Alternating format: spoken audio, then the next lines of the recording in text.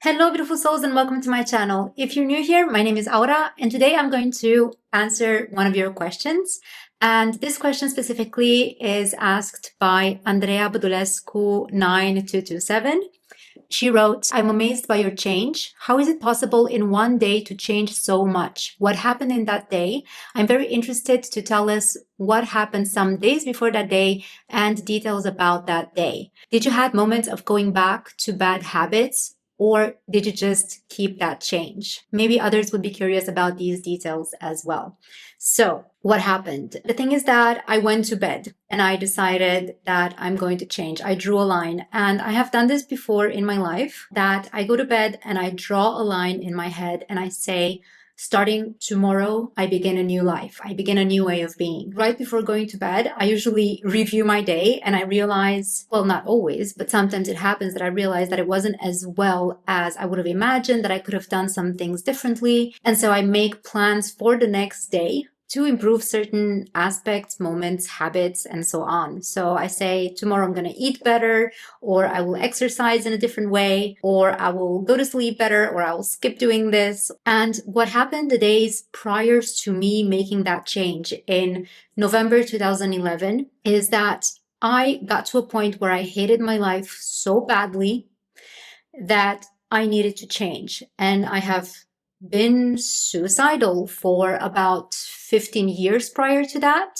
And I realized that this is not an option. This is not going to change my situation. Also, the way that I treated myself wasn't making things any better for me. Of course, I didn't want to be in the situation that I was in. I was suffering from several mental illnesses and several chronic physical illnesses. I was in constant pain. I was on a cocktail of pills, and I absolutely, utterly hated my life, hated myself. I was an alcoholic. By drinking alcohol, I was trying to escape my reality, to escape myself. I didn't have any money, so I wasn't eating, and all the money that I did have was going on my rent and alcohol. At that time, the medication that I had been on for so many years wasn't working for me. And so what really happened is that I got to a point where, again, I hated my life so much that I had no other option but to change. I was surrounded by people that were toxic to my mental, physical, and emotional body, because the people that I was surrounded by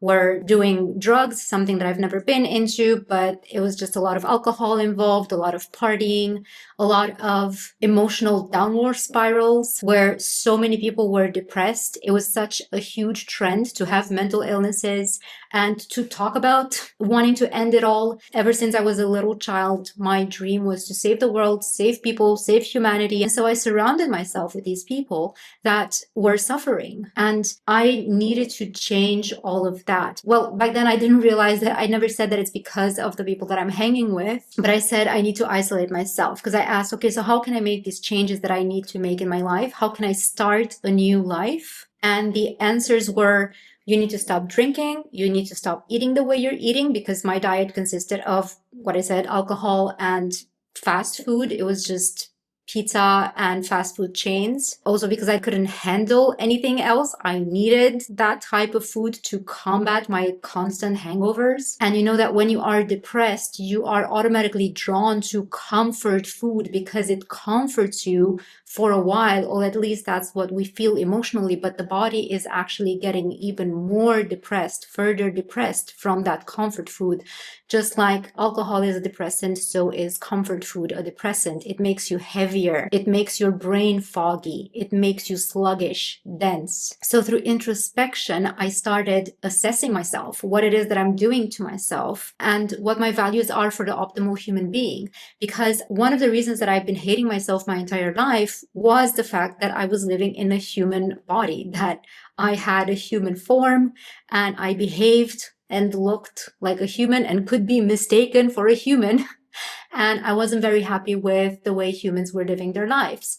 And so I asked myself, okay, so how would the most amazing human being in this world live their life? What would they do? First of all, they wouldn't drink. They wouldn't eat the way I was eating. They wouldn't treat themselves the way that I was treating myself. And they would help others. And in order to help others, they would need to pick themselves up first, because I realized that I was in no state of actually truly helping others. The only thing I could do was hold space for them in the state that they were in. I was listening to them while I was also absorbing all of their gunk, all of their dense emotions, and piling them on myself as my own. So not only did I suffer from my own depression, but I was piling on myself everybody else's problems, making them mine. And because I was not in a balanced state of being, I could not offer any type of real solutions or any type of real help to these people,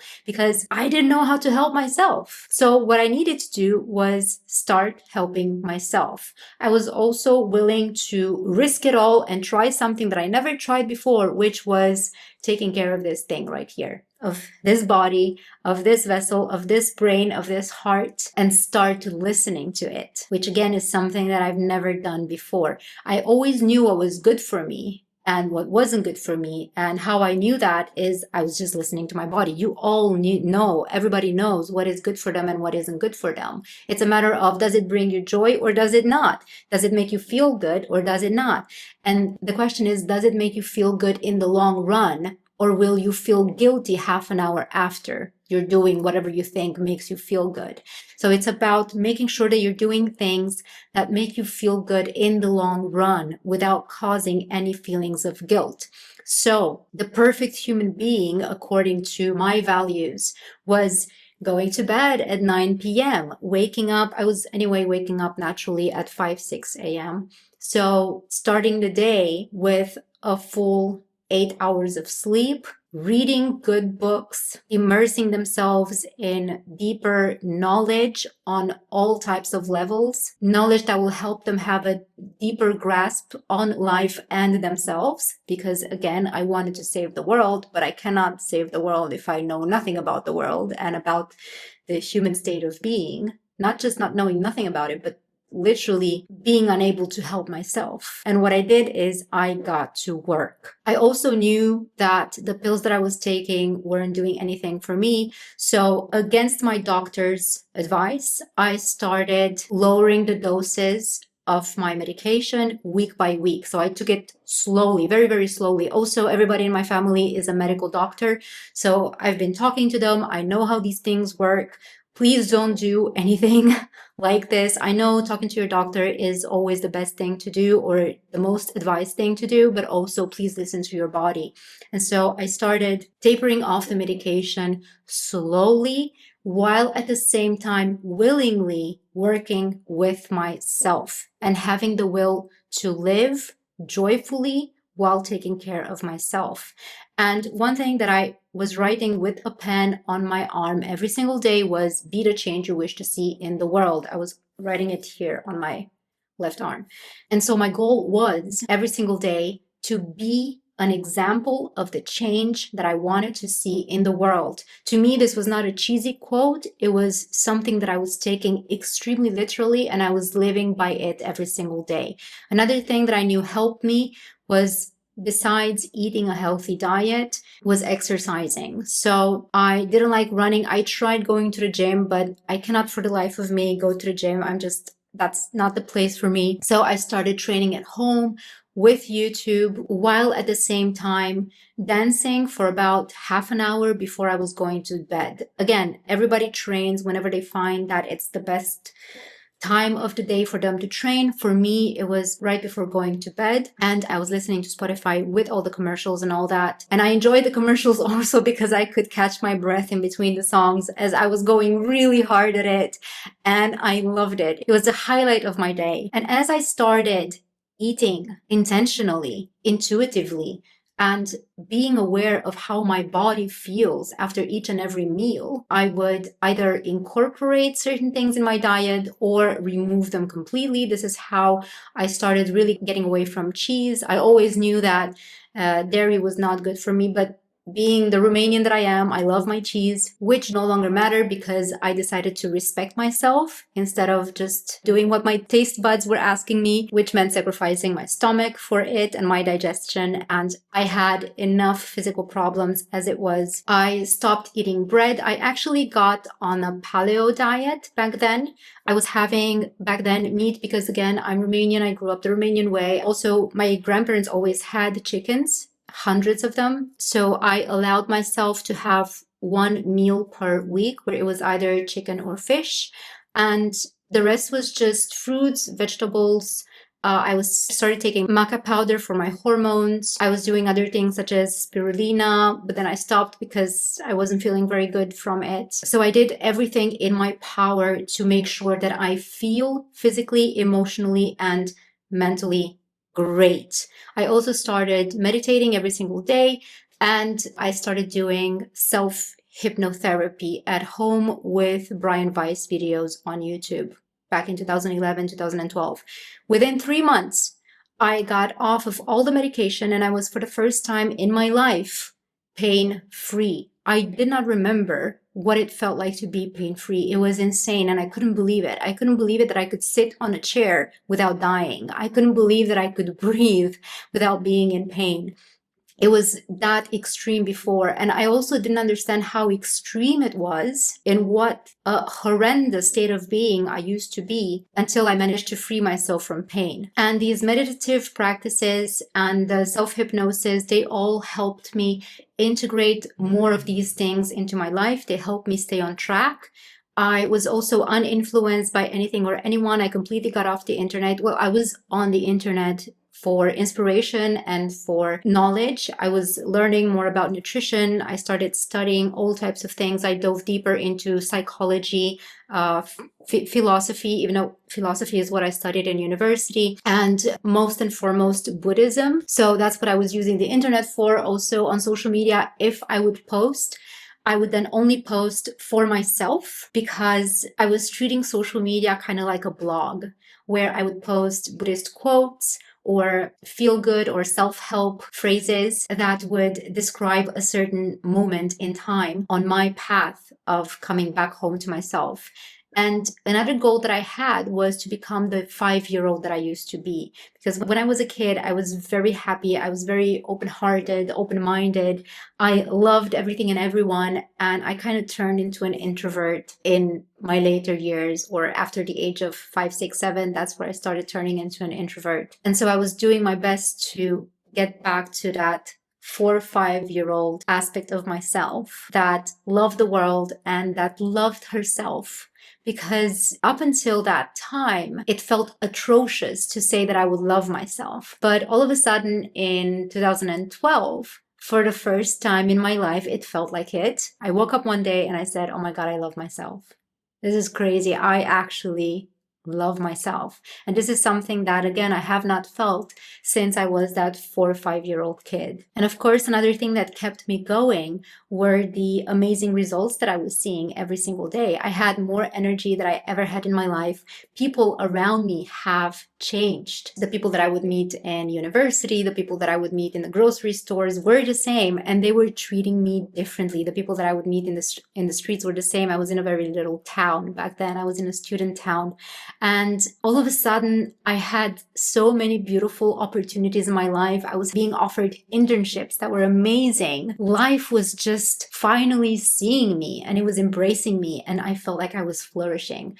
And all of this was just motivation to keep doing what I was doing, as well as the fact that I have lost, I think it was about 12 kilos. Yeah, it was 12 kilos of fat while putting on, I don't know how many kilos of muscle, because I would wake up in the morning feeling like, what? I didn't know that the human body had muscles in these places. And I wasn't even trying anything. I wasn't trying to gain muscle. I wasn't thinking about I need to lose weight or anything like that. It was just a lot of inflammation that I had stored in my body through all the alcohol and all that junk food that I was eating, and emotional weight, plus the pills that I used to take. Now, to answer the question if I had any type of relapses, and yes, of course I did, because we live in a human life where we meet humans and events and adventures are happening and coming our way. And with all of the excitement that I gained for life, I also gained the courage to go and study a second university. I moved to another country where I didn't know anyone, with someone with whom I had a toxic relationship, and I started on an adventure that turned out to be my worst nightmare, to put it that way.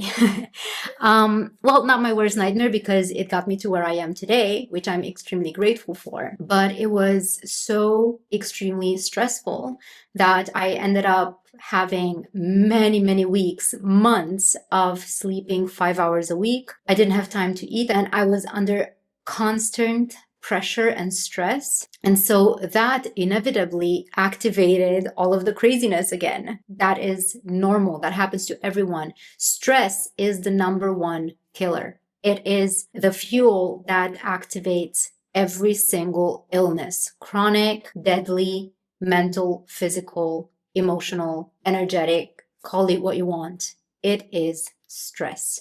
And so yes, I relapsed. Yes, I started drinking alcohol again. Yes, like I said, I was in a toxic relationship where I was reminded on a daily basis that I'm not good enough, that, all of that. Then I would go to school, and the department director of my university was trying to get rid of me because I was trying to straighten up their system, which was unfair. So I was weaseling myself into their system to try to make things fair for everybody in the class. And so they did everything in their power to get rid of me, but they couldn't. I did graduate eventually, but it was to the cost of my own mental, physical, emotional health and my own self-esteem, because they have absolutely destroyed me. I thought that I was doing it for the students that were in that university, plus that I was the oldest in my class. And I kind of felt like I needed to be there and protect them from that system. But I was fighting something that I couldn't win over in any way. And so fast forward to finishing that university and getting a job in Sweden, I came back here and landed back into the house with my parents in 2017. And it was horrible because I was being treated as that 13, 14, 15, 16-year-old again, that didn't know what they were doing with their life, that was an alcoholic, that was depressed, and receiving that same treatment again and being again in that same room where I used to feel like that, or where I went through all of that, of course, brought me back to that state of being. And because I got myself out of this once already back in 2011, 2012, I kind of knew how to navigate this. And at the same time, I felt helpless. And so, yes, I managed to get out of this situation way faster, just within a few months versus 15 years. Life is a spiral, and you get to relive the same situation over and over again until it no longer affects you. And when it no longer affects you, you don't have to relive it anymore. So it will not repeat anymore in your life. I looked for help through a quantum healing practitioner. This is how I ended up having my first QHHT session. Ever since 2011, I kept meditating. So through that stress, through the horrors of that university, I was meditating. I was doing self-hypnosis. I was integrating multidimensional aspects of myself because I understood more of this world back in 2011. And then I knew how to handle all of these parts of me. I knew how to take care of all of these situations mentally, emotionally, and physically. But at the same time, I couldn't deny what my body was going through. And actually, the only way to no longer feel the way that I was feeling was to quit that university. But I didn't do that because I had the goal in mind that I need to finish it, that I need to graduate. I cannot leave anything unfinished. I guess this is one of my things. Well, no, actually, I learned to let go now. And I do the door slamming thing as well. So if someone comes into my life and disturbs my peace, they just get the door. These are things that I learned from the entire university experience and the job that I got after the university, because the job that I landed was ran by a boss, which was exactly like the department director that I had in my university. She was a bully and she was proud of being a bully, and that didn't sit well with me either. What I did since then is, again, I gave up alcohol, of course. I met my husband after that QHHT session, which had failed Had failed means it wasn't what I expected. I expected to meet my higher self, to get my 27 questions answered, and none of that happened. But I did create a quantum shift. I did meet my husband. I did move in with him. I did quit my job, and my entire life has changed to become what it is today. And ever since that moment, it's been a constant becoming. It is still becoming. And I now no longer have a goal, for instance, and I am so kind to myself. The way that I managed to give up drinking the second time was by being okay with failing. So instead of hating myself and of scolding myself for not being able to respect myself, I chose to be kind to myself and to say, it's okay, it's fine. Next time, you gotta get it next time. Now, let's just move through this. Let's take this time to relax, to recover, to take care of ourselves. And next time we'll do better. That's okay. It's all good. And this is how I managed to quit drinking. Again, this is how I managed to get back on track with eating the right type of food for my body again. And now I know that everything that is happening for me, and it's not happening to me. I know that there are still so many lessons for me to learn and to move through. And by navigating through these lessons, not only do I help myself, but I gain the experience and the knowledge to be able to help others and to hold space for others in a different way, in ways in which I wouldn't be able to do 15 years ago or 20 years ago, when I was still living every single day to help others, but I wasn't really helping them because I didn't even know how to help myself. So I think the most important thing is to be okay with the fact that relapses may happen, but also keep doing the work, because by doing the work, you get to know yourself more and more.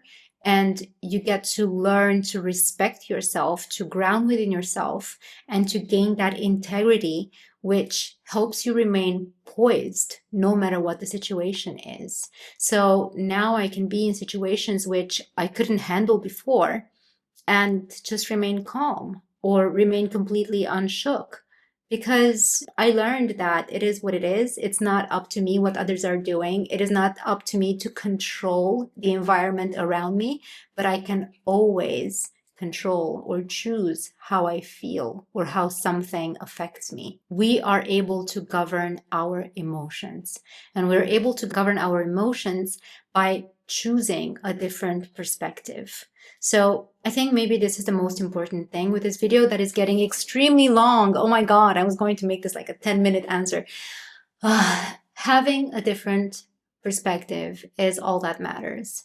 So that morning, I was hating my life so much that I chose to start loving it, that I chose to start living a different way, the opposite way that I was doing. And I forced myself to stick with it. Before we continue, I need to mention that what I'm about to say has nothing to do with bypassing suffering and everything to do with accepting it. I have been immersed in my suffering and I let everybody know about how I was feeling. So it's not that I was avoiding talking about it. I never hid from anyone the way that I was feeling. I've always been completely transparent with every single person in my life, every stranger. I never pretended to feel any way other than I was actually feeling. So what I'm about to say has everything to do with me accepting my situation, accepting that things are the way they are, and trying to do something completely different, something that I had never done before. While at the same time, through the practice of meditation and hypnotherapy, I would dive into the different areas of my life that I needed to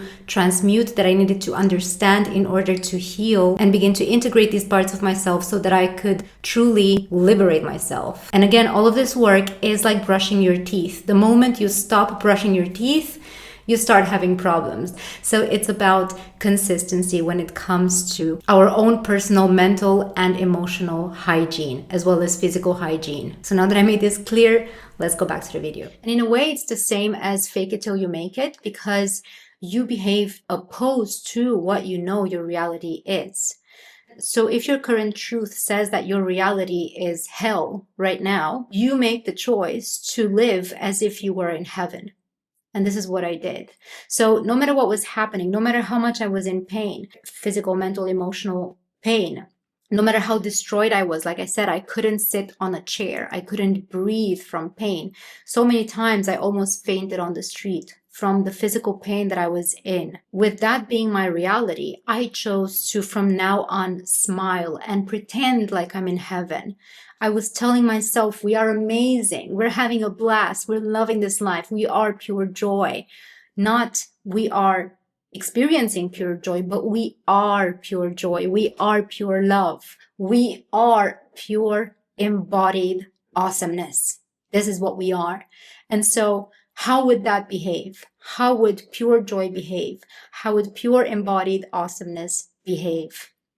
And this is what I was doing every single day. And this is also why I created this workbook that I am offering to the entire freaking planet who has access to the internet for free to download on my website in 3 different languages. It is called, I think, Becoming Your True Self or something like that. I don't remember. I created it a while ago, where you can go through the process that I had created for myself. I was writing what I would do every single day at any given time of the day. I wake up at this hour, half an hour later I do this, half an hour later I do this, half an hour later I do that. And I started living my day according to that. And if I had moments where, let's say, I didn't meet a certain point, right? I said by, I don't know, 5 o'clock I would be exercising, but something else happened at 5 o'clock, or at 5 o'clock I had a horrible pain attack or flare or something, then I make sure that I take care of myself. So self-care and self-respect came above all else, above the schedule, above anything else. If I was in a situation with another person, again, self-respect and self-care came first. And I used to think that this meant being selfish, but I learned that through this process and in retrospective, that if I would not have done this, I would never be able to do the work that I'm doing today. I would never be able to take care of my grandma, because this is actually how I learned about self-love and self-respect. When my grandma was passing, transitioning, it took several months, and my mom was there taking care for her. I also went to help my mom. And because I was weak, this happened in 2017. So it was in my second round through hell. Okay, let's call it that. I was too weak to fully be able to take care of her the way she really needed me to.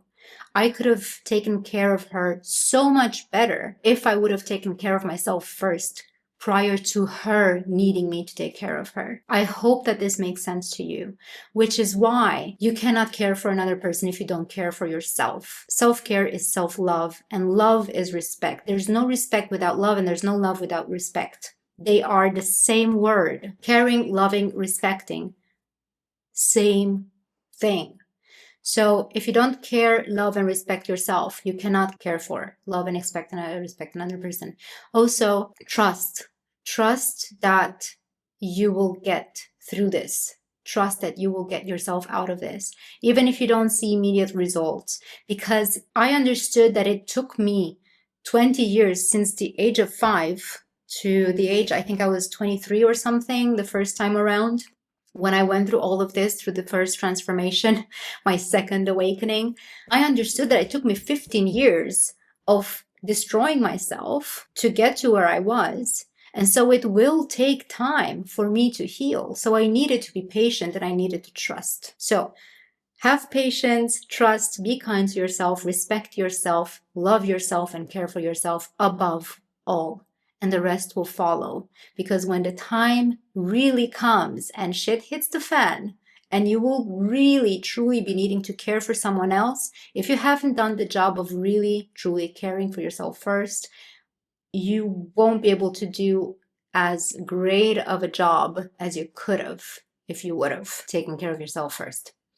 I hope this makes sense. On my website, I'm talking about this spiral of life and all of these things. These are all PDFs that you can download for free. And if you're looking to dive into this introspective work, I am having an entire playlist here on YouTube, again, for free, but it's not free from commercials. For that, I'm sorry, there's nothing I can do about that. It's called Soul Alchemy. And on my website, I'm also having meditations in Swedish, no, in Romanian and English that you can listen to for free. Okay, this video is a lot more than I thought. I hope that it was helpful. Thank you so much for hanging out with me till the end. I bid you a most amazing moment of the infinite now. Take care of yourselves.